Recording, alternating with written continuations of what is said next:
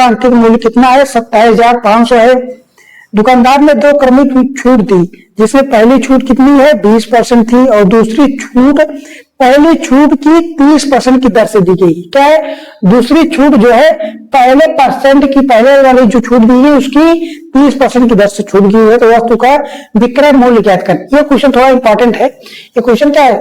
Question थोड़ा important है क्योंकि इसके कहने का तरीका अलग है। कहने का तरीका, आदमी सोचेगा कि परसेंट तो दिया, डायरेक्ट 30% निकाल ले तो कितना परसेंट है? क्या दिया? पहला परसेंट। क्या? पहली छूट। पहली छूट कितना दिया है? पहली छूट दिया है 20% और दूसरी छूट कितना दिया है? पहली छूट का कितना दिया है? पहली छूट का 30%। तो ये रहा पहली छूट कितना है? 20 का 30% दिया है। कर लेते हैं। तो दूसरी छूट कितनी आ गई? दूसरी छूट आ गई है 6%, पहली छूट आ गई है 20%।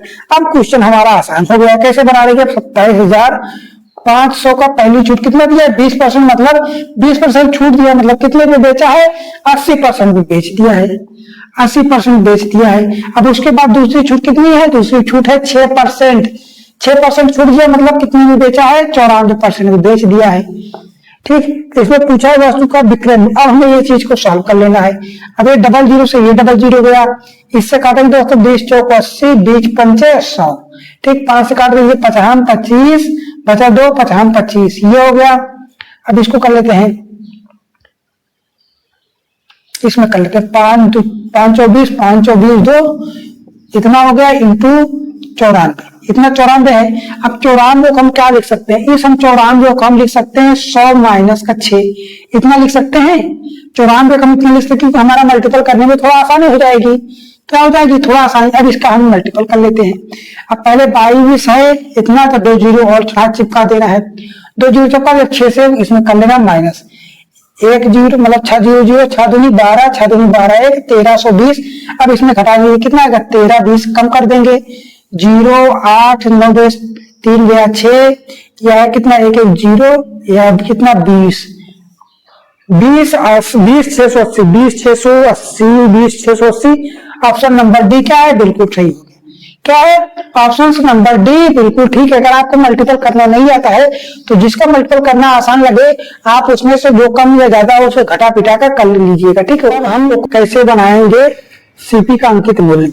तो एमपी बराबर क्या होता है? छूट हम किस पे देते हैं ये चीज आपको पता होनी चाहिए। छूट हम हमेशा अंकित मूल्य पर देते हैं।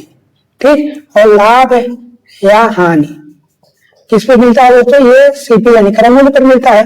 तो छूट अंकित मूल्य कितना दिया है? बेचता है कितने में? अंकित मूल्य मान लेते हैं पी है। कितने परसेंट की छूट देता है? 18। जब 18% की छूट दिया है तो बेचा, मतलब कितने में बेचा है? बेचा जब 100 में से 18 घटा देंगे कितना आएगा? 82% पे। कितने? 82% तो सामान को बेचा है। इसको बेचने का उसका मूल्य कितना हो जा रहा है? 2870 रुपए, इतना हो जा रहा है। इसे कर लेना है सॉल्व। इससे करेंगे दोस्तों कितना आएगा? 41 में 82 कितना आएगा? 50 आ गया। इससे करेंगे दोस्तों भाग दे देते हैं, कितना आएगा? 2870। भाग कितने लंबा हमें आता ही नहीं, तो 41 से भाग देंगे इजली।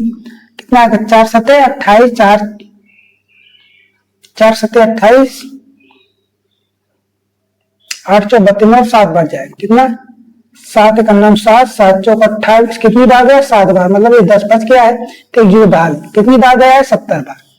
ये टोटल कितनी बार आया है? 70 बार। अब 70 और 50 का मल्टीपल करेंगे दोस्तों, कितना आएगा? 70 × 50 बराबर 7 5 3500।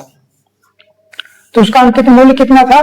3500 रुपए। 3500 रुपए क्या है? Option number B 3500। Option number C जो है बिल्कुल ठीक है।